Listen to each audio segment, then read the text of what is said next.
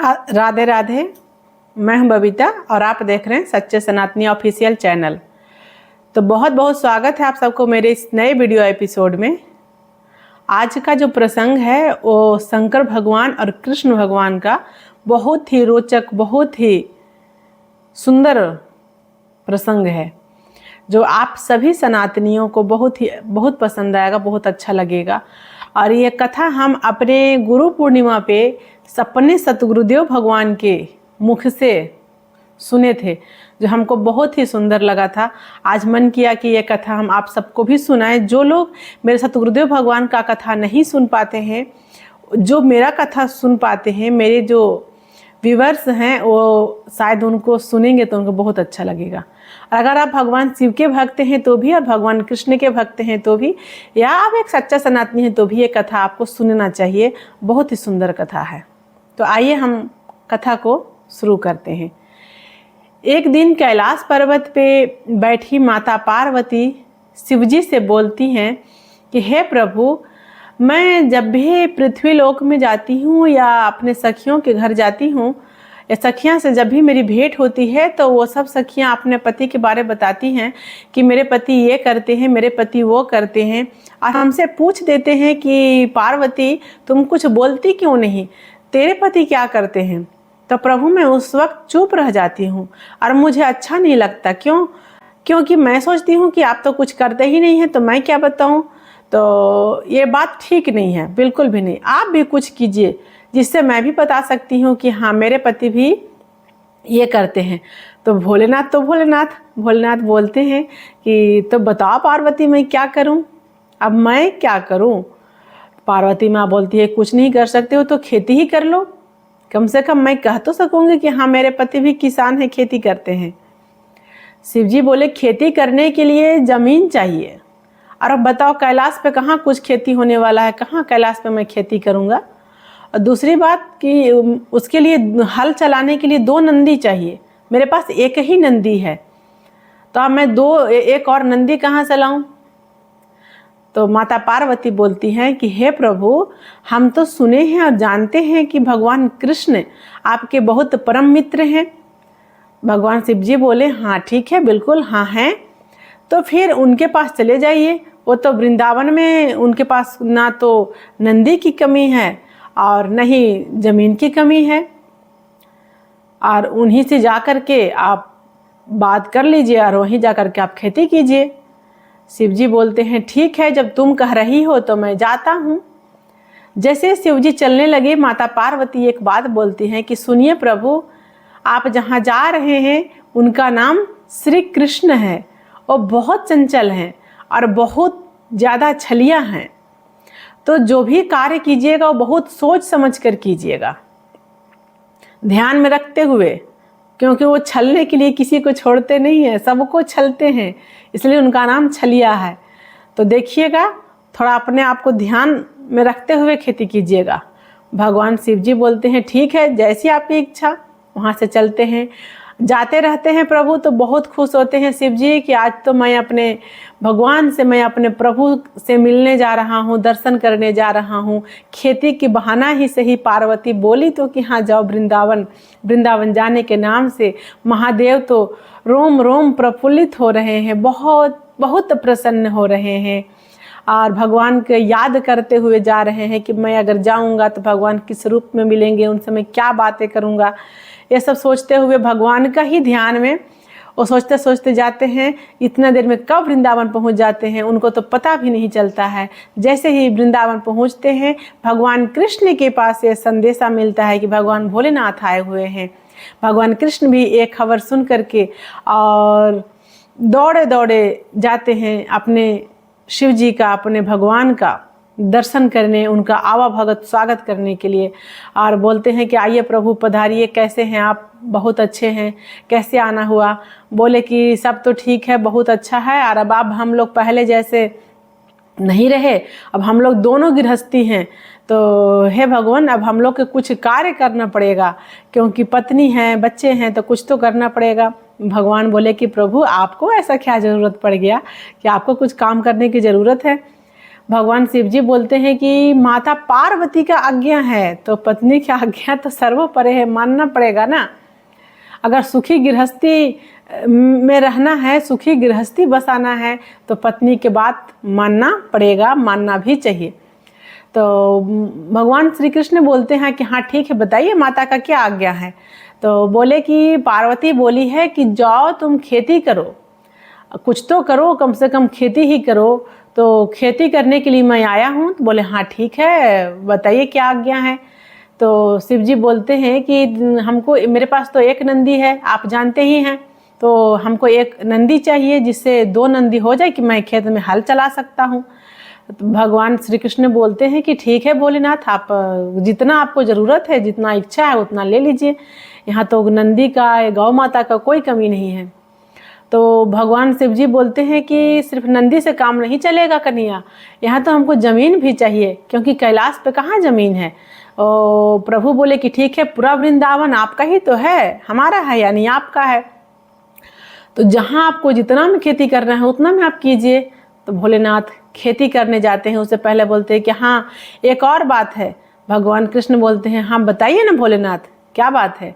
तो माँ पार्वती बोली है कि ऊपर का खेती आप रखिएगा और नीचे का खेती कृष्ण को दे दीजिएगा। बोले ठीक है, इसमें कोई दिक्कत नहीं है, जैसे माता चाहती हैं वैसे ही होगा। तो बोले ठीक है, तो ये तो बता दो कि मैं उसमें बोऊंगा क्या, क्योंकि भोलेनाथ तो भोलेनाथ, उनको तो ये भी नहीं पता कि खेती क्या होता है, कैसे होता है। वो तो माता पार्वती के कहने पे आए भी हैं खेती करने। तो भगवान कृष्ण बोलते हैं कोई बात नहीं, आलू बो दो। तो भगवान शिव जी जो हैं वो आलू का खेती करते हैं, बोते हैं, खूब देखभाल करते हैं, खूब मेहनत से खेती करते हैं। और जब खेती बांटने का बारी आता है तो माता पार्वती का आज्ञा था कि ऊपर का खेती भोलेनाथ रखेंगे और नीचे का खेती भगवान कृष्ण रखेंगे। तो वैसे ही हुआ, सारा आलू जो है भगवान कृष्ण रख लिए और ऊपर का जो घास फूस होता है, आलू का जो लरी डंटी वो पौधा, वो सब भगवान शिव जी को दे दिए और शिव जी उसको बांधे। बांधने के बाद नंदी पे लोड किए, खुद भी बैठे और गए कैलाश। बोले पार्वती पार्वती, हाँ प्रभु देखो मैं खेती करके आ गया हूँ, इतना सारा मैं खेती करके लाया हूँ। माता पार्वती खुश होती हैं और जाती हैं, देखती हैं, जब खोलती हैं तो उनको दिखता है कि ये तो आलू का ऊपर का घास है। तो बोलती हैं कि हम देखिए बोले थे ना कि कृष्ण छलिया है, छलेंगे, थोड़ा ध्यान रखिएगा, आप ध्यान नहीं रखिए, घास को मैं क्या करूँगी, दे दीजिए इसी नंदी को। नंदी तो बड़ा प्रसन्न हो रहा था, आलू आता तो हम कितना खाते, पर मेरे लिए तो अच्छा ही हुआ कि घास आया है तो मैं अपना आराम से खाऊंगा। नंदी खा रहा है, अंदर अंदर खुश हो रहा है। पार्वती बोलती हैं कि अब फिर जाओ, अब फिर से जा करके खेती करो वृंदावन में श्री कृष्ण के पास, लेकिन इस बार शर्त उल्टा होगा। बोले भगवान बोले, शिव जी बोले हाँ ठीक है, क्या होगा। वो बोलते हैं कि इस बार नीचे का खेती आप लेकर के आइएगा और ऊपर का खेती भगवान कृष्ण को छोड़ दीजिएगा। ध्यान रखिएगा, बहुत छलियां हैं, छलेंगे आपको, ध्यान रखिएगा। बोले नहीं नहीं बिल्कुल नहीं, एकदम ध्यान रखेंगे, एक बात नहीं भूलेंगे, ऊपर का खेती कृष्ण का, नीचे का खेती भोलेनाथ का। यही बोलते हुए भर रास्ता पहुंचते हैं वृंदावन। जाने के बाद बोलते हैं कि प्रभु हमें फिर से खेती करनी है। बोले ठीक है कीजिए। बोले कि इस बार लेकिन शर्त दूसरा होगा, पहले बार वाला शर्त नहीं है। भगवान कृष्ण बोलते हैं बताइए ना भोलेनाथ क्या शर्त होगा। भोलेनाथ बोलते हैं कि पार्वती बोली है कि नीचे का खेती हम रख लेंगे और ऊपर का खेती आप रखेंगे, इस बार उल्टा होगा। तो बोले ठीक है कोई बात नहीं, जाइए खेती कीजिए। तो भोलेनाथ बोलते हैं कि बताइए ना प्रभु मैं क्या बोऊंगा। कन्हैया बोलते हैं कि इसमें सोचने की क्या बात है, बाजरा बो दीजिए। भोलेनाथ बाजरा बोते हैं और खूब मेहनत करते हैं, उसको पानी पटाते हैं, सींचते हैं। और जब बाजरा की खेती तैयार हो जाता है तो बोलते हैं कि देखिए प्रभु, पार्वती के कहने के अनुसार नीचे का खेती मैं लेकर जाऊंगा और ऊपर का खेती आप। तो फिर वही हुआ, बाजरा तो ऊपर ही होता है, नीचे तो उसका डंटी ही होता है, यानी घास, वो भी नंदी के ही काम आने वाले। फिर से बाजरा सारा रख लिए भगवान कृष्ण, और फिर से बाजरा का डंटी जो घास है, डंटा है, उसको बांध करके और नंदी के द्वारा भेज दिए। भगवान भोलेनाथ लेकर के चले गए। उनको क्या पता खेती क्या होता है, ऊपर का क्या काम, नीचे वाला का क्या काम, उनको क्या पता, वो तो कभी किए नहीं। फिर लेकर के जाते हैं, बोलते हैं पार्वती पार्वती देखो मैं खेती करके आ गया हूँ, एकदम तेरे कहने के अनुसार जैसा तुम बोली थी वैसे ही किए हैं। पार्वती माँ खुश होती हैं, जाती हैं, देखती हैं तो फिर से गुस्सा हो जाती हैं, बोलती है कि फिर से आपको वो ठग लिए ना, फिर से आपको वो छल लिए ना, इसलिए दुनिया उनको नाम ही छलिया रखा है, वो छलिया हैं। ऊपर तो बोले कि इसमें छलने की क्या बात है, देखो पार्वती तुम जितना बोलती हो उतना मैं करता हूँ, जो तुम बोली वो मैं किया, लेकिन मेरे भगवान को, मेरे कृष्ण को कुछ मत बोलो, मैं जैसा बोला हूँ वैसे ही वो किए हैं। तुम बोली नीचे के खेती लेकर के आना तो मैं नीचे के लेकर के आया, तुम बोली ऊपर का खेती लेकर के आना तो मैं ऊपर का खेती लेकर के आया, इसमें कृष्ण का कहाँ दोष है। तो बोले कि अच्छा दोष उनका नहीं है, बहुत आपको तकलीफ लग रहा है, तो बताइए कि बोने वाला जो दिमाग था वो कौन दिया था आपको, इस बार आलू बोना है फिर बाजरा बोना है, ये बात कौन बताया। बोले हाँ ये बात तो कृष्ण ही बताए हैं। तो बोले जब कृष्ण बताए हैं तो उनको पता है कि नीचे में क्या होगा, ऊपर में क्या होगा, वो सोच समझ के बताए थे आपको, तो छले ना आपको। तो बोले कि जैसी तेरी सोच है तुम सोचो, क्योंकि मैं तो कुछ नहीं जानता, जो तुम बोली है मैं वही करके लाया हूँ, वही मैं करता हूँ। तो बोले कि इस बार फिर से आपको जाना होगा और आप जाइए, एक बार फिर खेती कीजिए और इस बार शर्त चेंज होगा। बोले कि जैसा आपकी इच्छा, आप जो बोलेंगे हम वही करेंगे। बोले इस बार शर्त चेंज होगा कि नीचे का खेती कृष्ण का, ऊपर का भी खेती कृष्ण का, और बीच का जो खेती होगा वो आप लेकर के आइएगा। बोले कि ठीक है, लेकर के आते हैं हम। पार्वती माँ बोली कि इस बार शर्त जो है वो चेंज होगा। क्या होगा?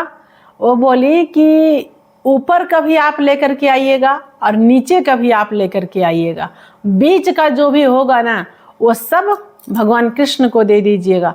माता पार्वती सोची कि या तो ऊपर का फल होगा या नीचे बैठने वाला होगा, दोनों में से कुछ तो होगा। अगर नीचे का भी और ऊपर का भी दोनों हम ले लिए तो बीच में जो भी बचेगा डंटा वंटा घास फूस वो कृष्ण रखेंगे, क्योंकि वो 2 बार तो सारा काम का चीज वही रख लिए हैं। भगवान शिव जी बोले हाँ ठीक है, इस बार यही शर्त होगा।